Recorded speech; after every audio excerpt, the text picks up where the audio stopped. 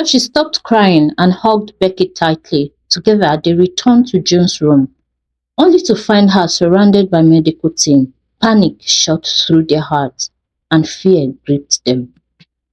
Becky, being a nurse, was able to gauge the situation more quickly than Chioma.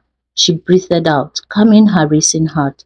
"Let's step outside, Chioma. They need space to do their jobs." "What is happening?" Chioma asked, her voice rising with panic. "It is a routine check," Becky assured her. "Before her surgery tomorrow, she needs to be monitored closely so they won't be caught unawares during the operation." "Is that why there are so many people?" "They look as if someone is dying," Chioma exclaimed, going to sit to calm herself down. She had nearly died from fear when they entered the room and saw so many doctors. Chioma took a deep breath, her heart still racing. "I just hate seeing her like this. I want her to be okay." "So do I," Becky replied softly. "But the doctors know what they are doing. We have to trust them." Minutes felt like hours as they waited anxiously outside, their hearts heavy with concern. Finally, the doctor stepped out, looking more relaxed than before. "She's stable," the chief cardio announced, a small smile on his face. "We are doing everything we can to prepare her for surgery. She should be just fine." Relief washed over Choma and Becky, and they exchanged hopeful glances. "Can we see her now?" Becky asked. "Yes, but keep it brief. She needs her rest," the doctor replied. "And I would like to consult with you, head nurse Becky, if you don't mind." Becky agreed and promised to come find him at his office after she greeted her sister. As they entered, June looked up at them, her eyes brightening at the sight of her family. "You two look like you have seen a ghost," she joked weakly, her smile warming their hearts. "I would like to go see the chief now. He wants me to go over tomorrow's procedure with the team that will perform your surgery tomorrow. So can you please excuse me?" Becky explained, looking pleadingly at June. "Of course," June exclaimed. "I wouldn't have it any other way. Since you can't be there in person, I will feel more assured if your signature is registered in the process," she said, beaming proudly at her sister. Becky nodded at them and left the room. On her way to the meeting room, people kept stopping her, some to sympathize as the news of her sister had spread round the hospital, and others merely to ask questions. It took her almost an hour to finally get to the surgery planning room. Becky was known as one of the best, if not the best, surgical nurse in the entire hospital and in the region as well. And that was saying something, given the size of and the reputation of the teaching and research hospital. Becky was so skilled that many wondered why she wasn't a surgeon herself. But each time she was asked, she would simply smile and move on. "If everyone were a surgeon, who would be the nurse?" she would often reply. When Becky left, and the remaining nurses left them alone, Chioma, smiling sheepishly at June, said, "So, in your mind now, you know me, right?" she teased. But June was not smiling. "I see clearly that you want me to die before my time," June replied, her tone serious. "I am sorry," Chioma said. "I lost it when I saw you crying so hard and struggling to breathe." Chioma tried to explain. "Is that why you nearly put yourself in harm's way?" June shot back quietly, getting worked up. Chioma quickly rushed to her bedside, grasping her hand gently. "I am sorry, June. I didn't think it through. Please calm down. After you recover from the surgery, you can get mad at me. Don't you know how important you are to me? Why would you want to put yourself in harm's way?" June asked, tears streaming down her cheeks now. "I promise you right now, I won't even glance at Frank or Freda, even if I see them anywhere." "You promised?" June asked, wiping her tears. Chioma nodded, relieved that she had reassured June.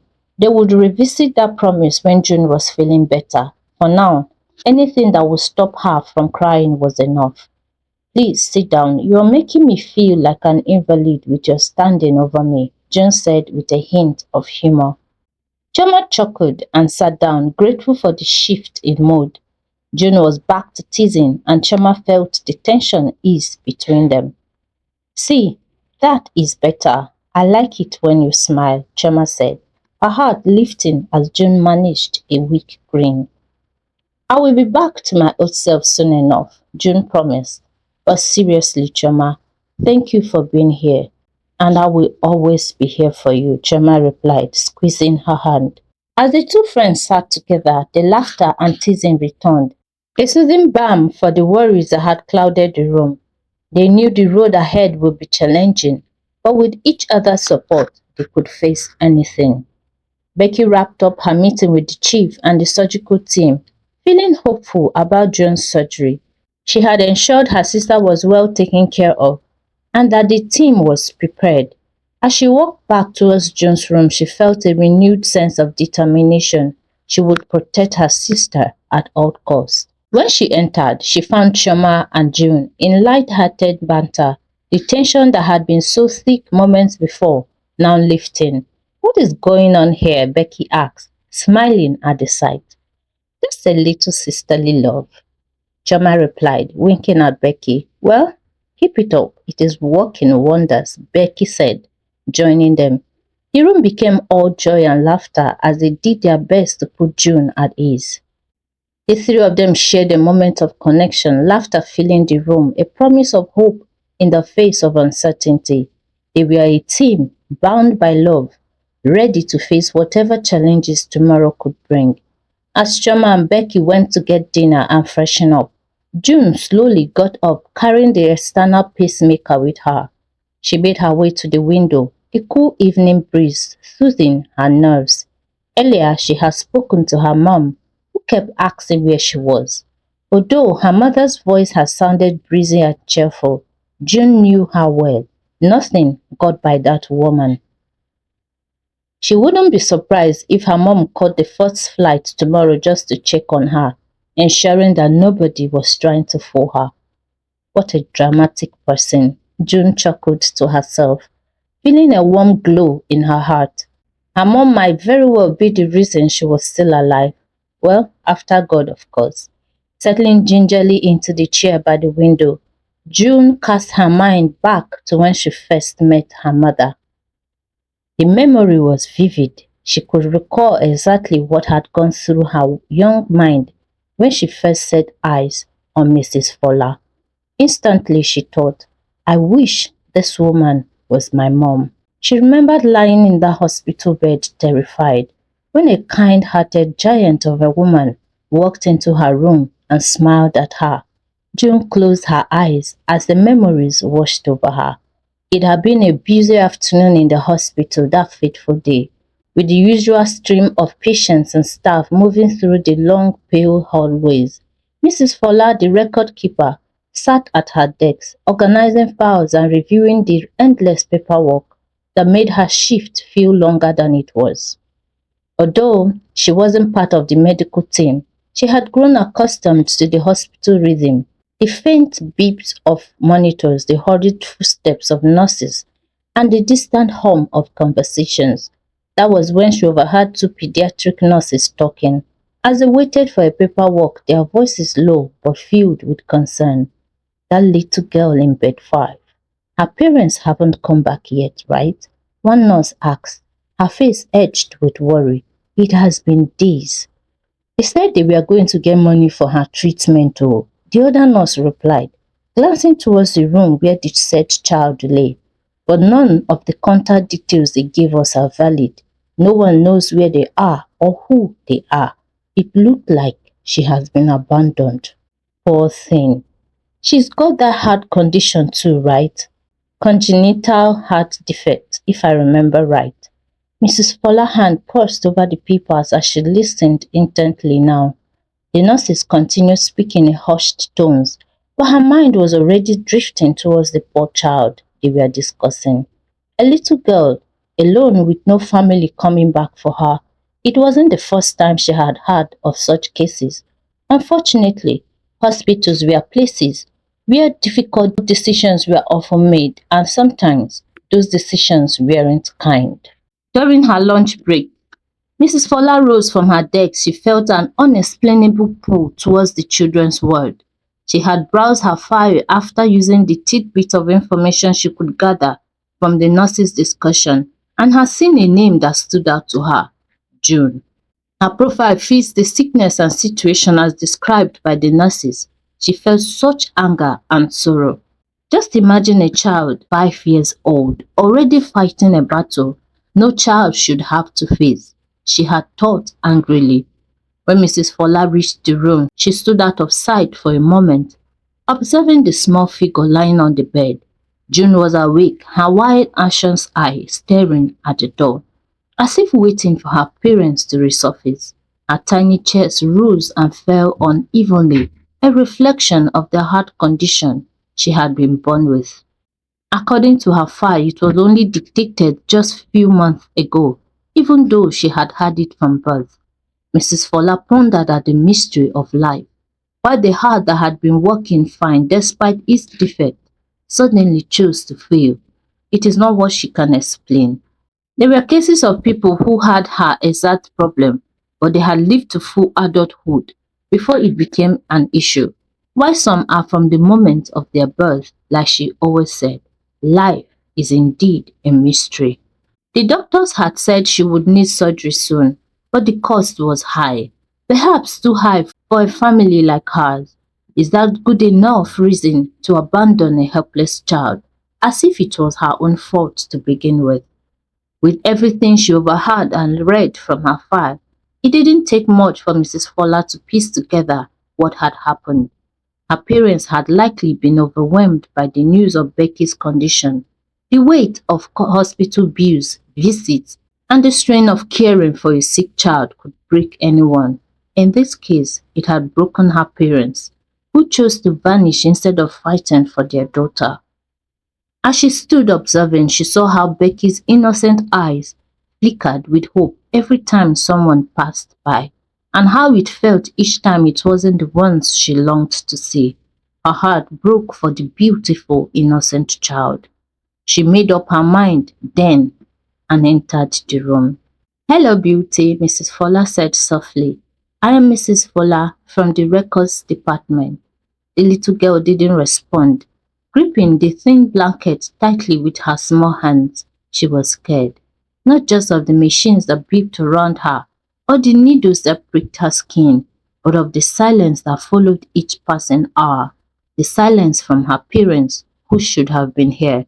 But the woman standing before her felt familiar. Though she looked so tall, she feels like a friendly giant. June had never felt at ease since her mommy and daddy left hurriedly, promising to bring her ice cream. But looking at this beautiful giant makes her feel relaxed. But she was brought back from her musings when the stranger continued.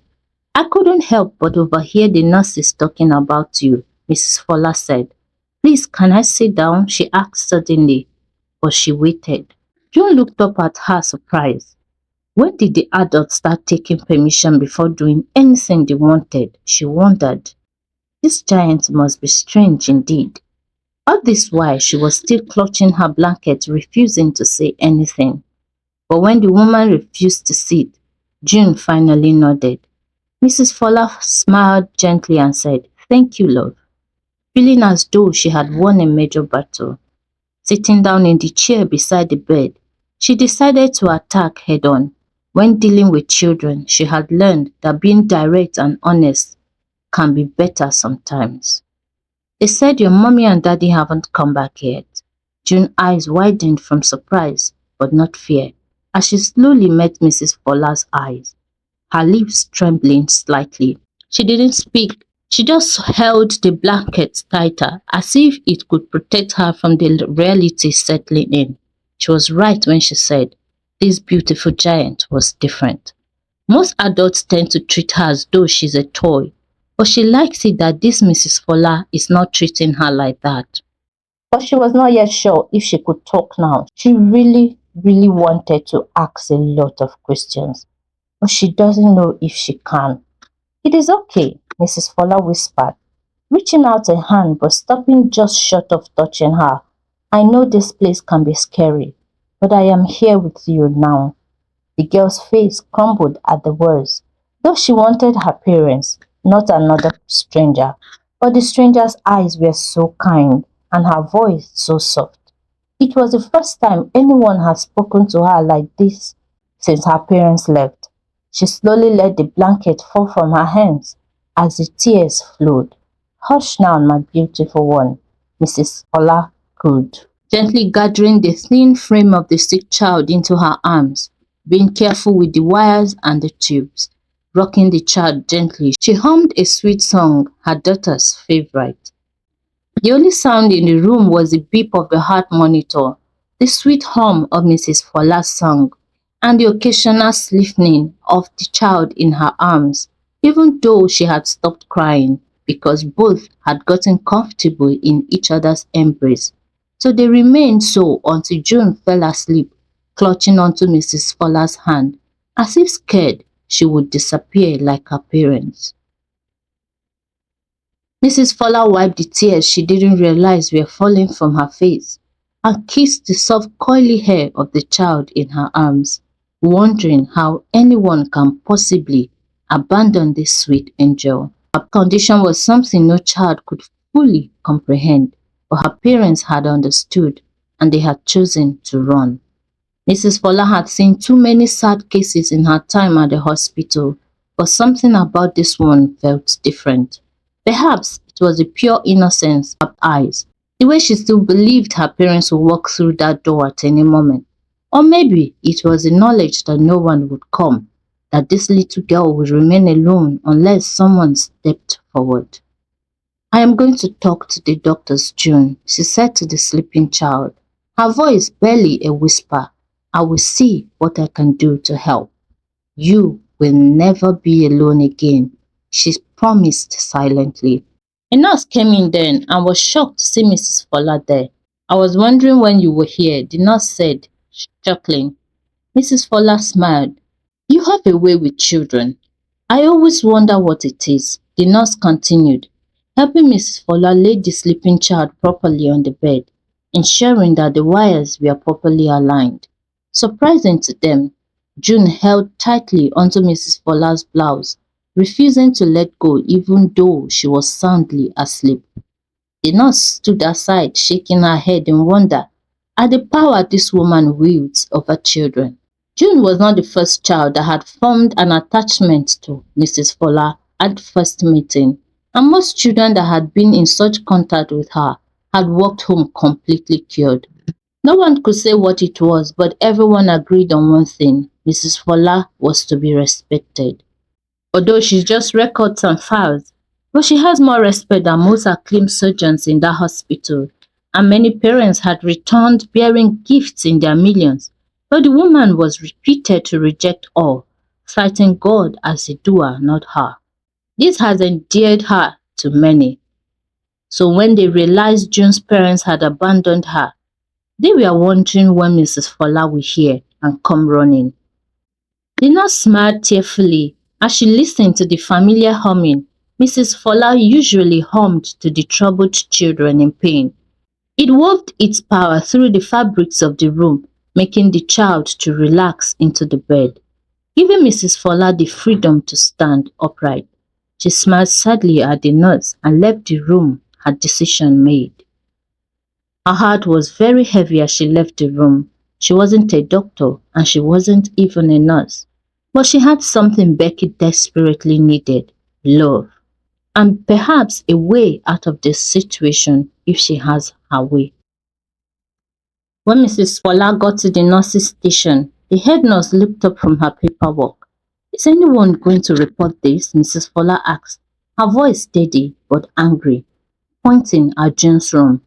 We have already tried contacting the authorities, the nurse replied with a sigh. But we don't have much to go on. The parents gave us false information.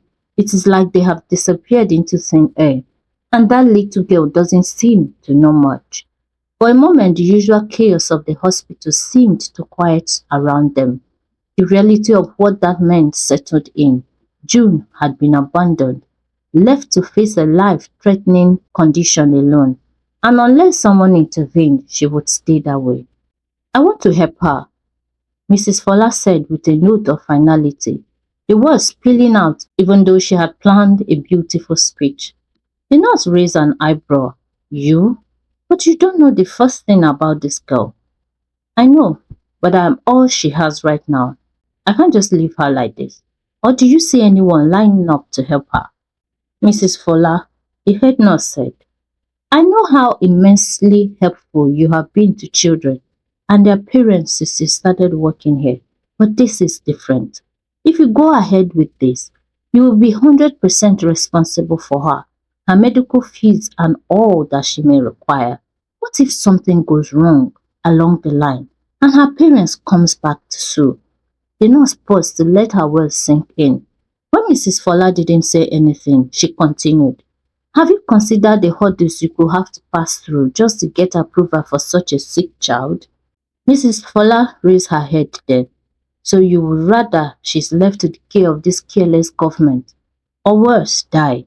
She asked the head nurse, looking annoyed. I am only looking out for you. There are government agencies that look after cases like hers. If you truly want to help her, contact them and follow them through. It will be easier than what you are proposing to do. Remember your daughter, she has no one else but you. This child's biological parents abandoned her and you want to take up their responsibilities as if they are dead. Mrs. Fola thanked the nurse, but her decision was already made. The only person allowed to have an opinion over it was her daughter. If Becky agrees, then she will fight to bring June home. Let's see the crazy parents that will come to lay claim tomorrow, she thought angrily. It was the beginning of something new, something unexpected. Though Mrs. Fola hadn't planned for it, she knew in her heart that it was the right thing to do. June was startled back to reality when a nurse entered the room. The nurse smiled warmly at June, her eyes glancing around the space as if she was searching for something. As she administered medication through the connected tubes, she said, I'm surprised the sisters are not here. Have they gone home? June smiled, her heart warming at the mention of sisters, plural. He spoke volumes about the impression Chioma had made on the people in the hospital. They went to get dinner and freshen up, June replied, her voice soft. They couldn't pack when I was being rushed here, so they needed to get me some personal things too. The nurse nodded as she finished administering the medication. You are lucky. You are lucky to have such strong family bond and support, especially that of Nurse Becky. She speaks the world of you, tells everyone who wants to know how she has the best sister in the whole world. June beamed, working hard to hold back her tears. She's also the best big sister anyone can have, she said, pride swelling in her chest. The nurse smiled, giving her hand a gentle pat before leaving the room. Once the door closed, June wiped her tears, her heart beaming at what the nurse had just said. It was true. Since she came home to the Fola family, she had never known anything but love and happiness. Becky had instantly become her protective lioness, running around to put her few things away, giving her the gifts she had prepared for her. June had instantly fallen in love with this lovely girl and had made up her mind that she was going to love her with all her heart. As for Chioma, June recalled how she had met her in their kindergarten class. It was a bright sunny day when June walked into the colorful classroom filled with laughter and the scent of crayons. She was nervous, gripping her backpack tightly. As she glanced around, she spotted a girl with an infectious smile and bright sparkling eyes. Chioma was showing off her glittery pencil case to a group of friends, their giggles echoing throughout the room. Curious but shy, June had gone to sit at the farthest corner of the room, watching everyone as they interacted with each other. But as soon as she had sat down, Chioma had come with her cheerfulness to show her the new case too. With her eyes lighting up, she had beamed. Isn't it cool? She opened it up wide, revealing an array of colorful pencils and pens that shimmered in the light. And look, it even has glitter. June's eyes widened in awe. Wow, it is so pretty, she exclaimed, momentarily forgetting her nerves. Choma grinned and said, You can use my glitter pen anytime you want. Just promise to share your stickers with me. From that moment, a bond formed between them. They quickly became inseparable. Each time they are in the playground, Chioma would often let June win, her kindness shining through even as a child. As the days turned into months, their friendship blossomed. They supported each other through every trial, whether it was a difficult homework assignment or a bad day at school. Their friendship deepened as they navigated the ups and downs of life together. Chioma was fiercely protective of June, always making sure she felt safe and loved. June often marveled at how lucky she was to have such a caring sister by her side. When Chioma had lost her parents to a car accident, the Fola family had stood solidly with her, ensuring that she was never alone. They had all followed her down to her hometown. Even Becky had taken leave and traveled with her. Being the only child of her parents, her uncles had wanted to take over her parents' properties. But Mrs. Fola had heard stories and she had come prepared with lawyers and police officers. Everyone, afraid of the strange giant woman, had respected themselves and the burial had gone on smoothly. Getting back to base, their house had literally become Chioma's home, but she shuttles between theirs and that of her maternal aunt, whom she was staying with. That was why June brought her into her business when she started flourishing. There was no one more qualified to handle the business side of her enterprise than Chioma. She was known in the field and June felt lucky that she had her on her side. Chioma had helped to grow the business beyond June's wildest imagination. As June sat in the hospital, she reflected on this moment, feeling grateful for the family she had gained. Becky, her caring and strong big sister, Chioma, her playful and loving friend. These had made her feel like she could conquer the world. She doesn't even want to go into details about her mother, Mrs. Fola. I really do have the best family, June whispered to herself, a smile spreading across her face as she thought about how lucky she was to have them in her life. Meanwhile, Frank, the man June had been dating for 2 years, and the one rumored to have been engaged to Freda, June's younger biological sister. Frank had gone to see June's pastor when he couldn't get through to Choma and Becky or June, both at home, office, or through the phone. Was the picture true? Pastor Amos asked, leaning forward in his chair, his expression serious. Yes, sir. I mean, no, sir. Frank stammered, his voice coarse and strained. Let me explain, please. He took a deep breath, trying to steady his racing heart. Yes, I went to meet her that fateful day. And yes, that ring was what I bought to propose to June before I got distracted by Freda's distress call. But that picture is not what it seems. So tell me what it should be saying, Pastor Amos said, doing his best to keep an open mind. In this line of work, he had learned not to judge things at face value. Pastor, I went to the birthday party just to help my future wife's sister. Frank continued, his voice rising slightly with emotion. You know how concerned June feels about Freda. The pastor nodded. I felt I didn't need to inform June until I could ascertain what the problem really was. Okay, that makes sense, but go ahead, the pastor said. Freda called me to say that she was at a birthday party and some guys spiked her drink and she's hiding from them. I was already on my way home to get the ring I was going to use to propose that night to June. Okay, Pastor said, sitting back in his chair. I am listening. When I got there, I found Freda in the midst of some guys, and it looked like she was being touched the way she doesn't like. So I rushed over to where they were and put Freda, who was acting drunk or under some kind of influence, away from their midst.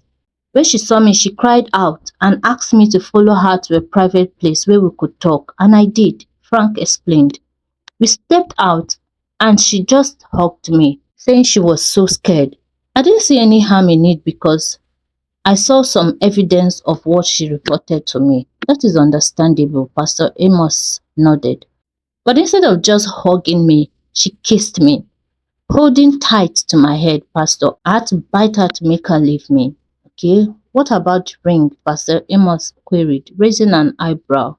I have no idea how that ring got into her possession, sir. I kept that ring in my closet because I wanted to use it to propose to June after I settled everything. Please, sir, I have made mistakes in the past, stupid ones, but I truly love June. I want to spend the rest of my life making it up to her. But I never proposed to Freda, and I never slept with her. Please believe me. This decision is left for June alone, Pastor Amos said firmly. Yes, I am her pastor, but I do not own her life. She will be the one married to you, not me. Whatever happens tomorrow, she will be the direct recipient. At the end of the day, I'm just a third party. There is actually someone else who has more influence over her than I do, and it is him you need to talk to. Frank frowned, confusion gnawing at him. But who is this male figure that has more influence over her than you? I know you are the only elderly male presence in her life. Please, sir, can you give me the contact of this important person? Frank asked, bewilderment coloring his voice. Pastor Amos smiled, then laughed outright, shaking his head. Frank sat back, utterly confused. What is so funny? This is my happiness at stake right now, he thought, frustrated that the pastor found humor in his turmoil. Sensing Frank's agitation, Pastor Amos raised his hand to calm him down. I know, he said, still chuckling. Finally, he managed to compose himself. There is no competition here, Frank. I know where your mind is running to. The person is way above the both of us. He is entirely in his own league, so don't let your mind go there. Frank's frown deepened, but he was curious. Who could be more important than you? I couldn't help but laugh when you asked this. I couldn't help but laugh when you asked for his contact. I found it very funny indeed. Imagine if God had a phone number, Pastor Amos said, chuckling deeply. Frank finally smiled, feeling his tension ease. So it is good I should go back to him? Yes, brother Frank. If you want any headway with June, go back to the one who is our protector and father. He is the only one who can help your case now. Frank nodded, gratitude flooding through him. Thank you, Pastor, he said, rising from his seat. He left the office feeling lighter and hopeful for the first time in days. Back at the hospital, as June sat smiling to herself, lost in her happy thought, Choma and Becky bustled into the room looking refreshed and cheerful.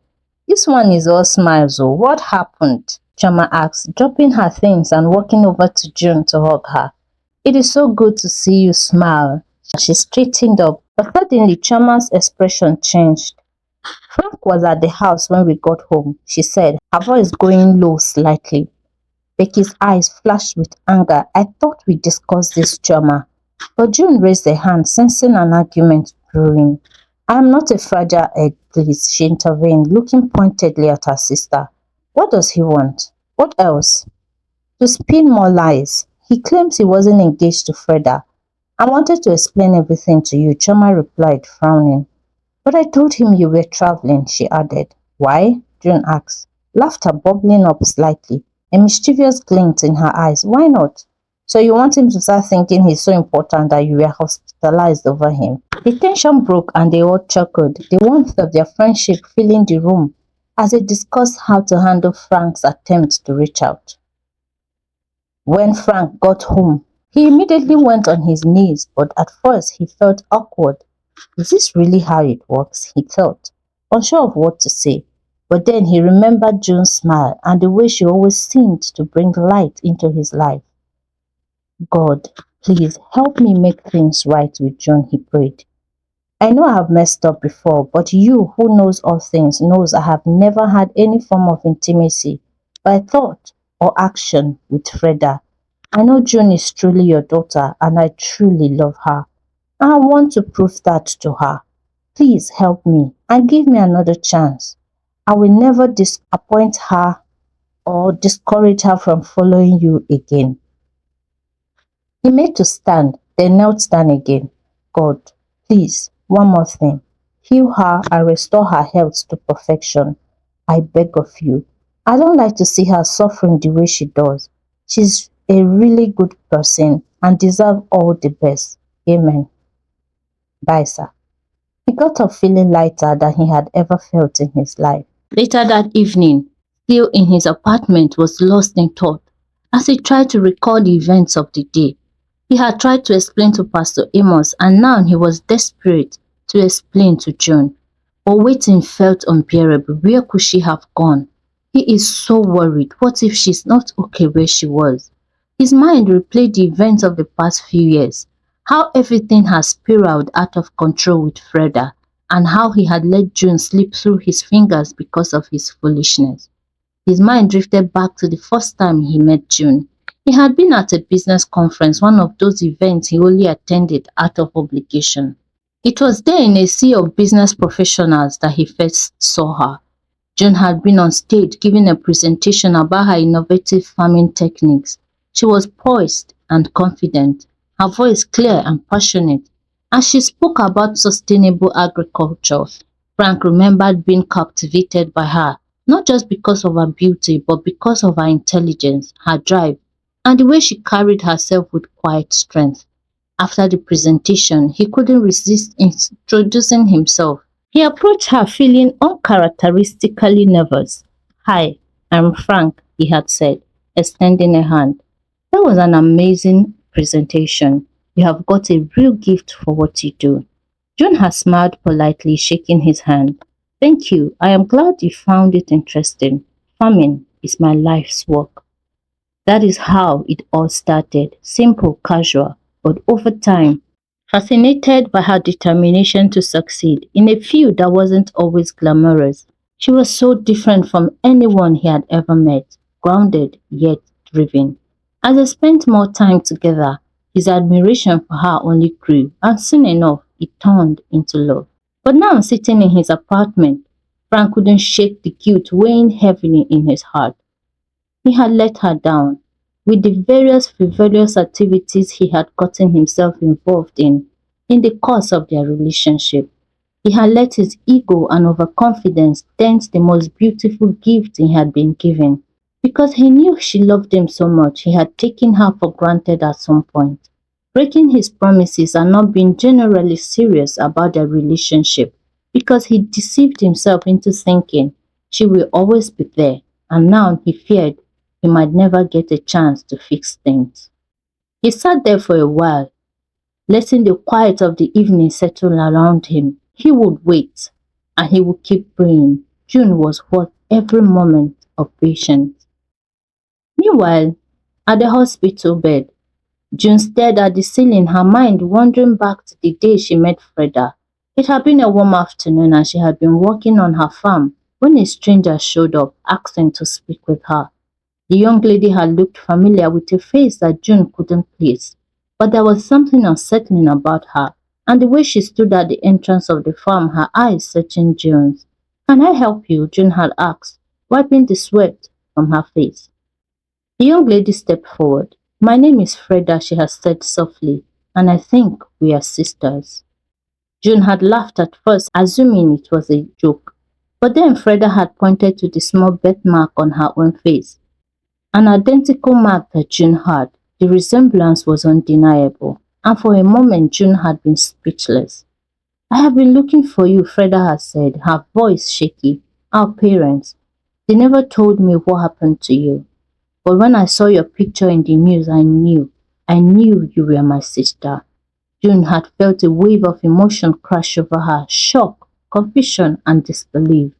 She had been adopted by the Fola family and had no desire to reconnect with her biological parents. In fact, she had spent years distancing herself consciously from them. But Freda wasn't the one who had abandoned her. They must have given birth to her after their decision to abandon June at the hospital. Still, letting Freda in wasn't easy. June had worked so hard to build her life, to make something of herself without the people who had left her behind. Her farm had grown into the largest private exporter of agricultural produce in the country, recognized by the government. She was thriving, successful, and independent. The thought of letting someone from her biological family back into her life, someone who might disrupt all of that, was frightening. But for weeks, June had struggled with the decision.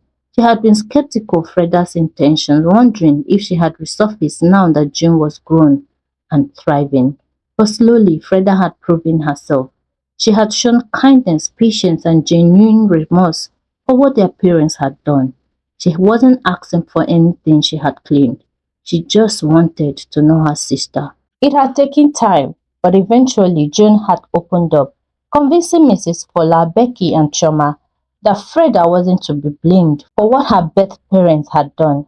She couldn't hold Freda accountable for their parents' action, and she tried her best to establish her younger sister, giving her contacts of people who would help her perfume and jewelry business to boom. She had not spared any expense when it comes to helping Freda establish properly.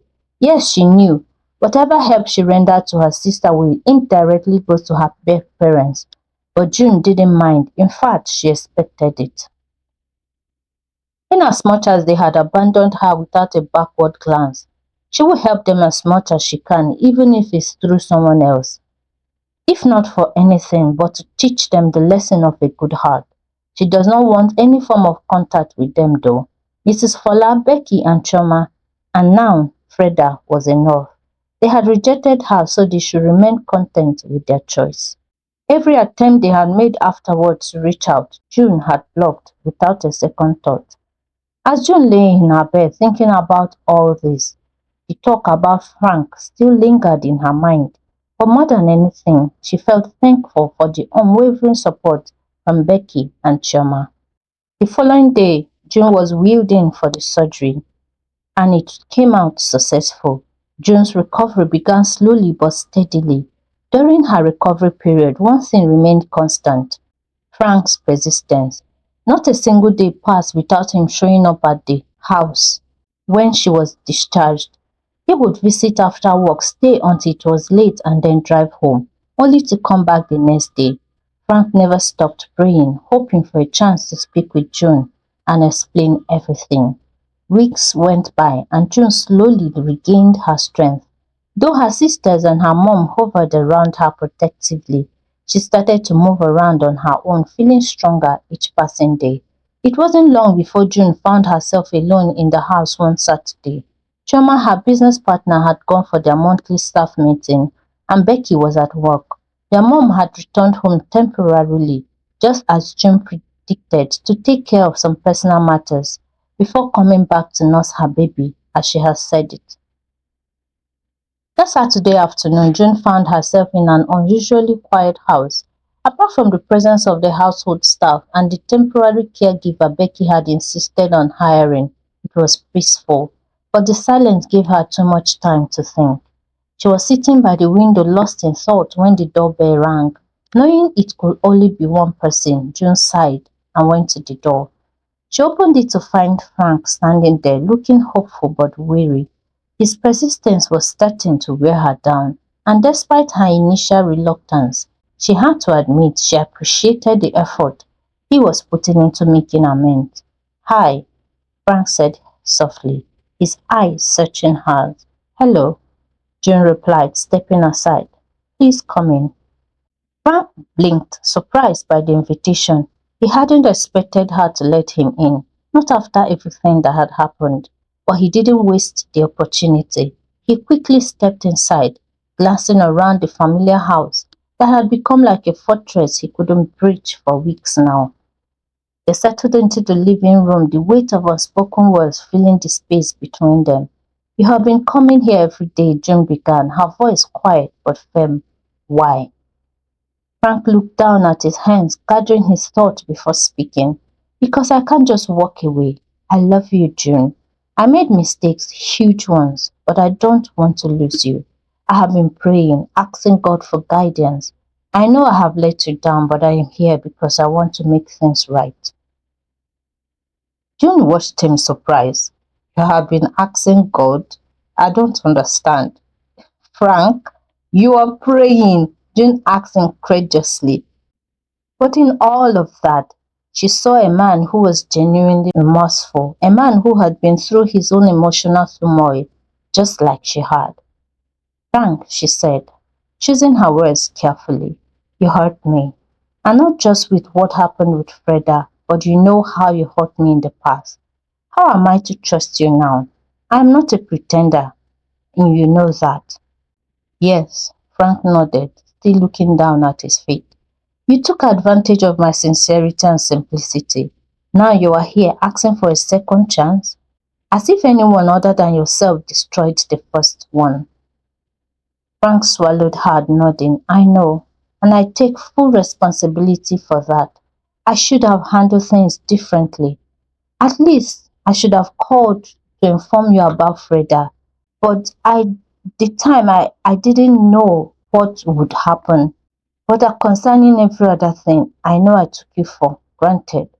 And when it came to Freda's situation, the truth was that I wanted to impress you. After all the hurt I have caused you, I wanted to do something right. And when Freda called, I felt that was my opportunity to help your sister out as a man. And that was why I didn't inform you. I am truly sorry, Junie, he said softly, calling her by his pet name for her. As Frank spoke, a memory resurfaced in June's mind, a small nagging detail she had pushed to the back of her mind when it happened.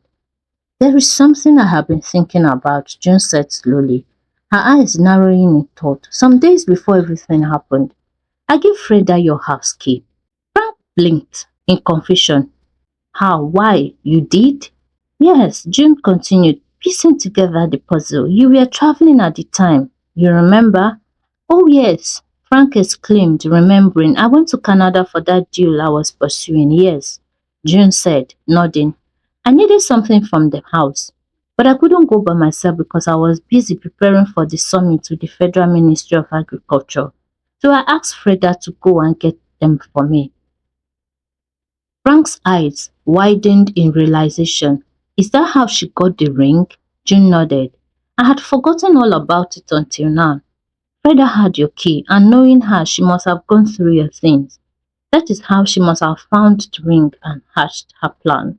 Frank stood up, running a hand through his hair, frustration bubbling inside him.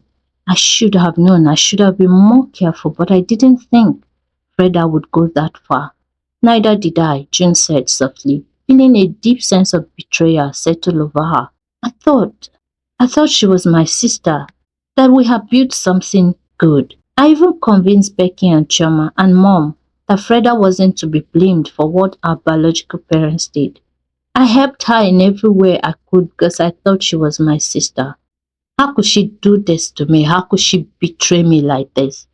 Frank leaned forward, his voice low but urgent. June, you need to know that I had no part in this. I never proposed to Freda. I never wanted anything more than to help her like she wanted so that I could win points with you. June met his gaze, seeing the sincerity in his eyes. I believe you, she said quietly. But it doesn't change the fact that everything between us was shattered by your own doing. It is going to take time to rebuild that trust, Frank. Frank nodded, understanding the gravity of her words. I am willing to do whatever it takes, he said earnestly. I will wait as long as you need. I will keep coming. I will keep praying. But please, give me the chance to show you how much I care, how much I have changed. I love you, June, and I don't want to ever lose you. June took a deep breath, her heart still unsure, but her mind open to the possibility of a second chance. I am not saying everything is fixed, she began, but I am willing to take things one step at a time. We will see where it goes from here. Frank's face lit up with a glimmer of hope. Thank you, he whispered, his voice thick with emotion. Thank you so much, June. As they sat together in the quiet living room, the weight of the past still lingered, but there was also the faintest possibility of healing. They both knew it wouldn't be easy. It has been a few days since June's conversation with Frank, and while she was still working through her emotions, Choma and Becky couldn't let go of their anger. They had stood by June through everything, and the betrayal from Freda, someone June had trusted, someone they had welcomed into their life, was a wound that hadn't begun to heal. Unable to sit idly by, Choma and Becky had made a decision. They needed answers and they weren't going to get them by waiting. So on an unannounced visit, they drove to Freda's apartment. ready to confront her about what she had done to their sister. When they arrived, the complex was quiet, but Freda's car was parked outside. Becky and Chioma exchanged a glance before heading towards the door. Chioma raised her hand to knock, her jaw set with determination, but her attention was caught by the muffled conversation inside the apartment. She leaned in and listened. Fortunately, the door was thin enough for her to hear glimpses of their conversation. "It is only a matter of time," a man was saying, his voice low and calculating. "We just need to be patient. She will come around. And when she does, we will have access to everything." Freda replied, her voice tense. "I have been trying, but June is smart. She doesn't trust easily." A woman's cracked voice coughed. "We raised that girl, and look where it got us. She was always so different, always draining our money with those health problems. We knew she wasn't a normal child, and now that she has made it, that she's one of the richest young women in the country, she's now treating us like outcasts. But you, Freda, why did you spoil our plan by making a move towards the young man? Don't you know that this will set back on our plans?" The woman's voice rang out. Becky and Choma froze, exchanging shocked glances. They couldn't believe what they were hearing. These were the people who had abandoned June, and now they were talking about her like she was a tool to make them rich. They continued to listen as Freda's voice came through the door. "He is rich, Mom. He is so rich, so much richer than June. If I am able to get him, June will be a history. We will not need her and her stupid money." The man, who must be her father, replied, "But how far have you gone with him? Is it going to be a success? We just have to play our cards right, because if we lose this opportunity, we might never get it back. Once June is fully back into the family, we will have control over her business, and we will be set for life." At that moment, Chioma could no longer hold back. She banged on the door furiously. There was no answer at first, but they could hear muffled voices inside. Becky banged again, this time louder. The door opened slightly and Freda's startled face appeared in the crack. Her eyes widened in surprise when she saw them standing there. "What are you doing here?" Freda stammered, her voice edged with nervousness. Chioma pushed the door open without waiting for an invitation. "We need to talk." Sitting on the couch were two older people, an older man and woman who bore an undeniable resemblance to Freda and June. It took only a second for Becky to recognize them as June and Freda's biological parents. The room fell into silence as all eyes turned towards Becky and Chioma. Freda's face was etched in nervousness. You heard all of that?" Freda stammered, taking a step back. "Every disgusting word," Becky spat, stepping forward, her eyes blazing with anger. "You abandoned June because she was draining your money? Do you even hear yourselves?" Freda's mom stood up, trying to recover from the shock. "It is not what you Oh, it is exactly what we think," Chioma interrupted, her voice ice cold. "You left June because she thought she was some kind of burden. But now you are sitting here planning on how to take advantage of her success. What kind of a people are you?" Freda's father stood up, his expression darkening. "Watch your tone, young lady. You don't know this full story here." "How many versions have you people crafted?" Chioma thundered. "We know enough," Becky shot back. "We know that you abandoned her when she needed you the most, and now because she's successful, you think you can just waltz in back into her life and take control of everything she has worked so hard for? You are pathetic." Freda, who had been silent until now, finally spoke. "It wasn't supposed to be like this," she whispered, her voice shaky. "I didn't want to hurt her. I didn't want to do it. But you did," Joma said sharply.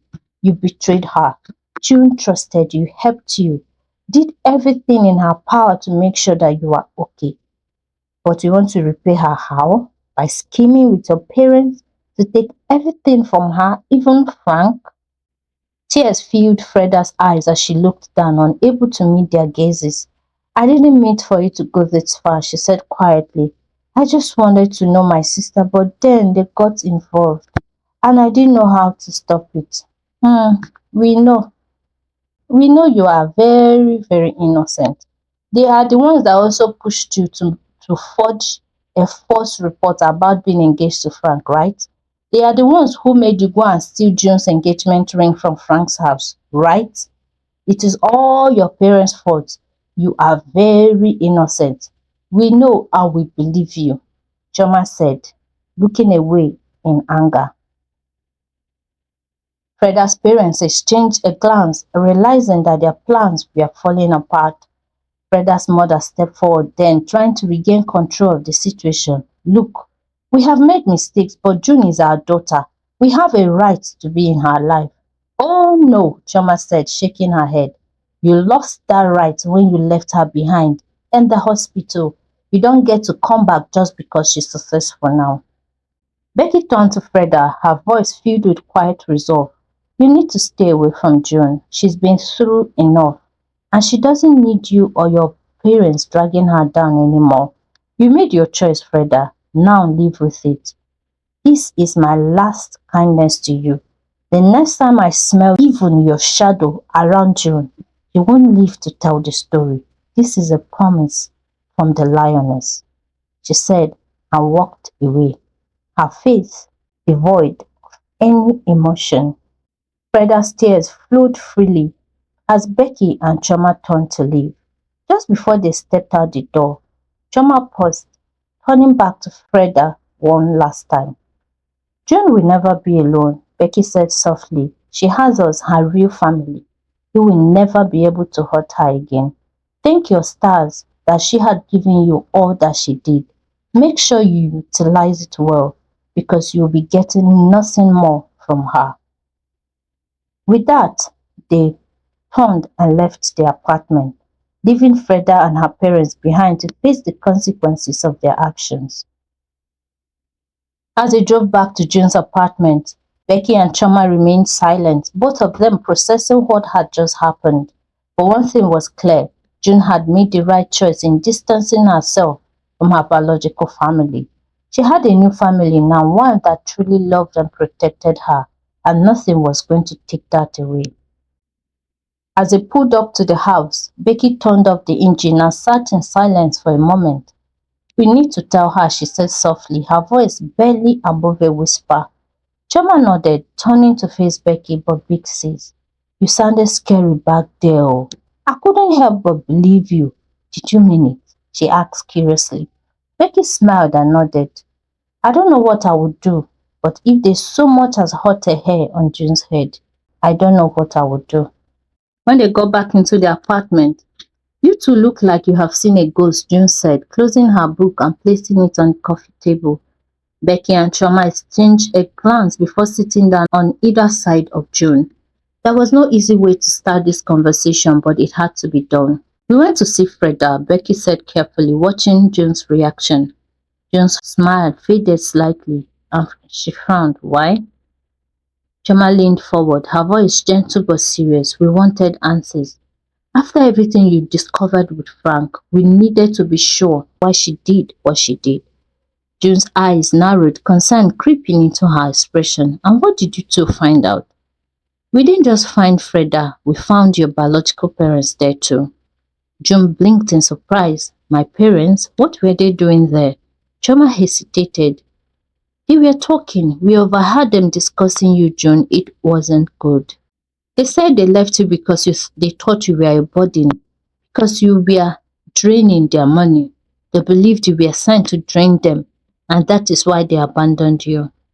And now, Chema added, her voice laced with anger, now that you are successful, they want to use you to get rich. They think they can walk back into your life and take control of everything you have worked for, which is why they sent Freda, so that they will use her to gain your trust.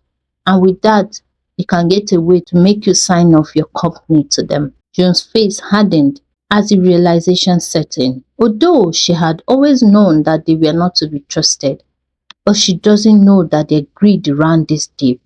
I am so sorry, June, Becky said, her eyes filled with sympathy.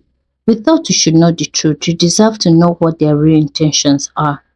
Tears welled up in June's eyes, but she quickly wiped them away. refusing to let the hurt consume her again. She had come too far, fought too hard to let them break her now. I don't want anything to do with them anymore, June said firmly. Her voice steady despite the emotions swelling inside her. They left me when I was vulnerable, and now they want to come back. But I won't let them hurt me or take advantage of me again. Becky and Choma exchanged a glance, relieved to see June's strength shining through. We are with you on this. Whatever your decision is, we will stand by you. You are not alone. You know that, right? June smiled, her heart full of gratitude for the family that had chosen her. Thank you. I don't know what I would do without you two. They grinned as they hugged together, sitting down together in the living room, the bond between them stronger than ever.